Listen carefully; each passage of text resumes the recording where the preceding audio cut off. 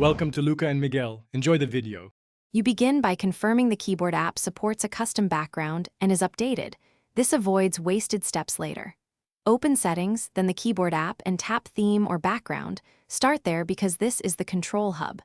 Once you reach the Add Photo or Custom option, allow photo permissions if prompted. Without permission, you cannot access your images. Take a moment to pick the image source, camera, photo library, or files, and keep the image dimensions in mind for best results. Now you edit and position the photo so keys remain readable. The how is crucial.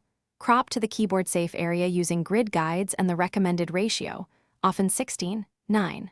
Once cropped, adjust brightness, contrast, blur, and opacity. This improves contrast between keys and background, which is why you should soften busy patterns. Preview the layout with the keys visible. Move the image slightly if letters overlap dark or busy spots. If the app offers key shadow or tint, finally, save the theme and apply it. This writes your choices into the keyboard app so you can use the image immediately. Test the new background in messages or notes to confirm key visibility and responsiveness.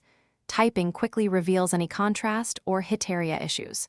If the photo doesn't load, clear the keyboard app cache, re-grant photo permissions, or resave the image as a PNG or JPEG under 5 MB.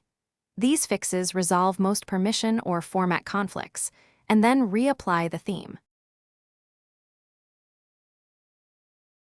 Thanks for watching and please subscribe.